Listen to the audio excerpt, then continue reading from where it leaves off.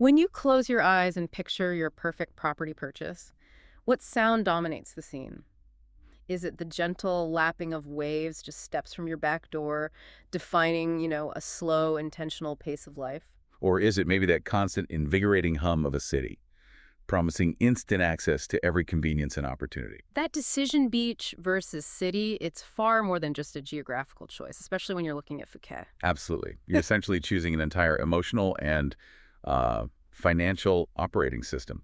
And look, to navigate this pretty nuanced market, we've pulled together some deep insights from Ocean Worldwide. Right, Ocean Worldwide. They're a luxury real estate agency, been a fixture in Phuket since, what, 2004? That's right, since 2004. Yeah. And we're drawing specifically on the expertise of Sandra O'Neill, the agency director. Okay. I mean, she and her team have helped literally thousands of families and, savvy investors make this exact kind of fork-in-the-road decision over the years. So our mission today, really, is to unpack the key differences that their analysis highlights. We're talking daily rhythms, the surprising affordability factor, even the complex legal structures you need to get your head around. Yeah, we're going to try and help you figure out which property package truly aligns with your long-term goals. Yeah.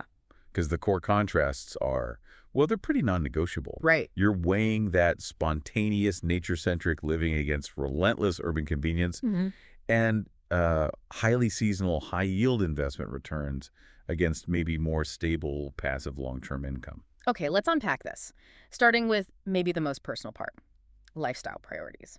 For our listeners, we know the decision isn't just about where you sleep, it's really about how your day unfolds. So when you choose the island side of Phuket places like Rawai or Kamala, what's the immediate shift in your daily rhythm? The shift is profound. I mean, time fundamentally just slows down. Forget the stress of that structured 9-to-5 commute, from major global cities. On the beach side, you replace gridlock with, a short, easy scooter ride down a palm-lined road. The sources we looked at, from Ocean Worldwide, suggest health and happiness almost become effortless. How so? Because daily outdoor activities stop being a planned event, something you have to schedule, and they just become spontaneous. What stands out to me there is the immediate access to wellness. You don't have to pack a gym bag and drive 45 minutes to get exercise, right? Exactly. You can just roll out of bed and, be paddleboarding, snorkeling, or hiking to a waterfall before city dwellers have even hit their morning traffic jam. Exactly right. The island environment kind of forces you to be in the moment. Your biggest decision might genuinely be which direction to walk the beach at sunrise. Yeah. Or deciding if today's activities will center around the ocean or, maybe the jungle trails. Now, compare that to the city experience, whether you're talking bustling Phuket town or maybe Patong. Right. The urban energy demands a tighter schedule, constant navigation, and often just less green space available easily. So the trade-off here seems crystal clear. Island life offers these unforced, spontaneous moments of peace, connection to nature, prioritizing experience over speed. Whereas urban life offers instant access to complex infrastructure, top-tier shopping, international schools, theaters, networking, but maybe at the cost of that daily gentle pace. It's really a choice between maximizing efficiency, let's say in the city, and maximizing serenity on the beach side. Simple as that. Okay, let's shift gears then to the financial side, because the investment profiles sound like they're as different as the lifestyles. We hear luxury real estate in Phuket, and instantly the mind goes to, the cost of London or New York. Yeah, that's a common assumption. But Ocean Worldwide's data suggests a pretty significant affordability factor. It's genuinely one of the most compelling aspects of the Phuket market, particularly when you compare the sheer volume of space you actually acquire for your money. Plus, the cost of living for daily expenses, food, transport, services, it's dramatically lower than in most major Western cities. And that really stabilizes the ongoing cost of ownership, too. Give us the tangible numbers, the kind that make, a sophisticated investor sit up and really take notice. Okay. So for entry-level investment-grade properties, think like a modern condo with shared pool facilities. You can often start around, say, 60,000 to 80,000 pounds. Wow, okay. 60 to 80,000 pounds. Yeah, it's incredibly accessible. But where the value proposition really explodes is in the villa market. You can secure a private pool villa, often fully appointed, in the 200,000 to 400,000 pounds range. Wait a second. If I'm thinking of a similar budget in, say, Sydney or Toronto, 400,000 pounds maybe gets me a small, sometimes kind of aging one-bedroom apartment. You're telling me that same investment in Phuket buys a pool villa, potentially double the living space? Absolutely. The sources, Ocean Worldwide's analysis, confirm this huge delta in value per square meter. And that price point, it attracts not only high net worth investors, but also, families looking for a retirement home or digital nomads seeking a superior quality of life. A quality of life that just isn't achievable for that price in Western markets. Exactly. The city properties, by contrast, they tend to attract investors focusing purely on that urban hustle and business convenience. The sophisticated high-rise condo, maybe near the business district. Okay, that makes the initial jump seem less daunting. But what about market stability? The perception of resort markets is sometimes that they can be prone to boom and bust cycles, especially if development gets out of control. How does Phuket manage that risk? Well, this is where the geography of being an island really works to its advantage. Land is inherently finite, Right. particularly those highly desirable strips on the West Coast, famous for the sunset views. This natural scarcity acts as a kind of permanent market stabilizer. It drives up price retention and demand. So supply is intrinsically capped, basically. Precisely. And furthermore, the development style in Phuket, as noted by Ocean Worldwide in the reports, it favors lower density villa estates over massive urban high-rise towers.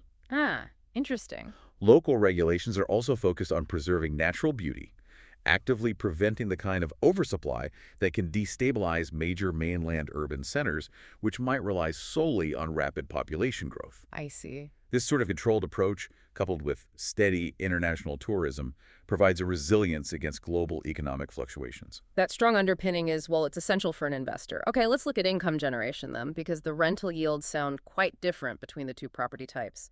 The island side, focused on seasonal tourism, that must come with some headaches, right? It does, you're right to flag that.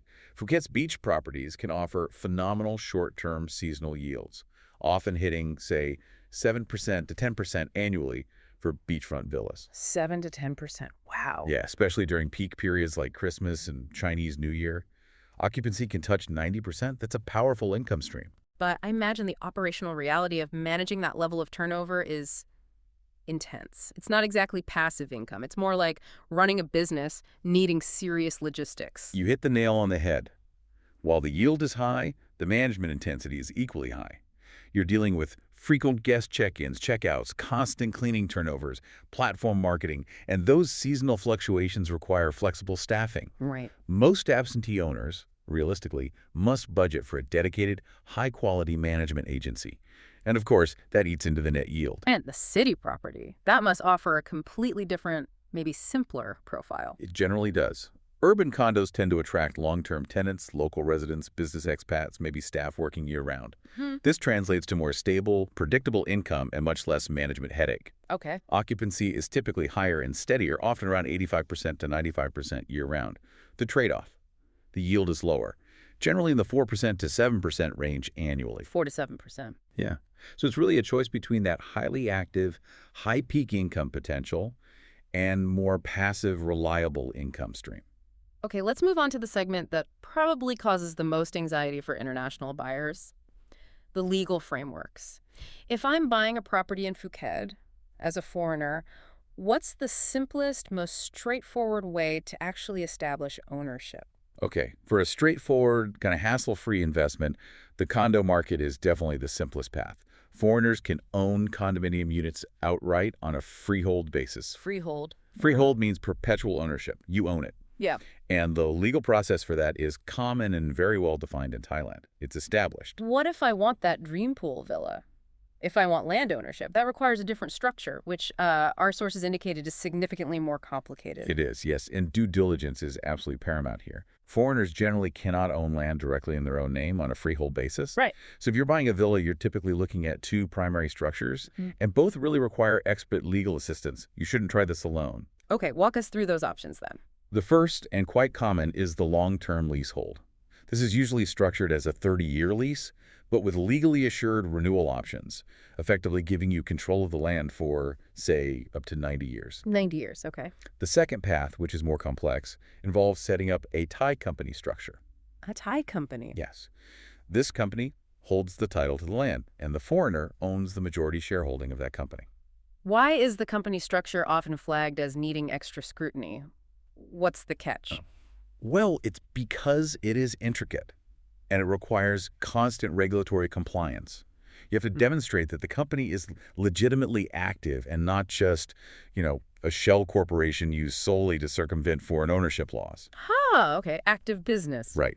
While it can be effective, it requires deep engagement with local, reputable legal counsel, something Ocean Worldwide strongly emphasizes in their advice, to ensure the structure is fully compliant and robust for the long term. That's a crucial distinction. So condos, simple freehold ownership, villas, require a strategic, legally advised structure, either leasehold or a properly managed company.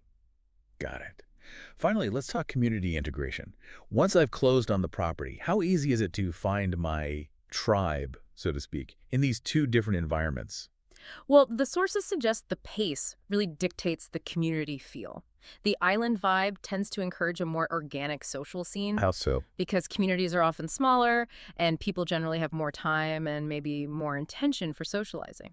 Integration happens more naturally, through beach yoga classes, casual sports groups, maybe volunteering with marine conservation efforts. It feels more relationship driven. And the city life, or Yeah. transactional. It can feel that way sometimes, yeah. City communities, often driven by constant change and maybe a faster turnover of people, tend to be a bit more formal. You find connections through networking events, business clubs, or organized groups. Heck, it's great for professional links, absolutely. But the relationships can sometimes feel a little more transient, perhaps, because people are always moving, focused on their next career move or business step. Right. So this entire deep dive, really drawing heavily on the insights from Ocean Worldwide, has reinforced that the choice between urban Phuket and beach Phuket, it's fundamentally about choosing your life's daily rhythm, isn't it? Exactly. Phuket, the beach side, offers that chance for spontaneous, nature-centric living, a significantly lower cost of living, and that high, albeit seasonal, investment potential. hmm Whereas the city offers instant convenience, constant variety, and more stable, passive, long-term rental income. So the ultimate question for you, the listener, really boils down to this. Do you crave the sound of the waves and maybe the feeling of sand between your toes as the backdrop to your everyday life? Or is it that persistent hum of the city, that energy, that's what you need to color your world? Yeah, it's a very personal decision. And if the idea of that island lifestyle, backed by the expert guidance of an established agency like Ocean Worldwide one, that truly understands the nuances of the local market, if that resonates with your investment goals. Then you should definitely explore it further. Ocean Worldwide, led by Sandra O'Neill, as we mentioned, has been helping thousands of property investors since 2004 navigate these very decisions. You can start defining your dream lifestyle package, learn more about those attractive entry costs we talked about, And just get a feel for what's possible. by visiting oceanwwp.com. That's oceanwnabp.com.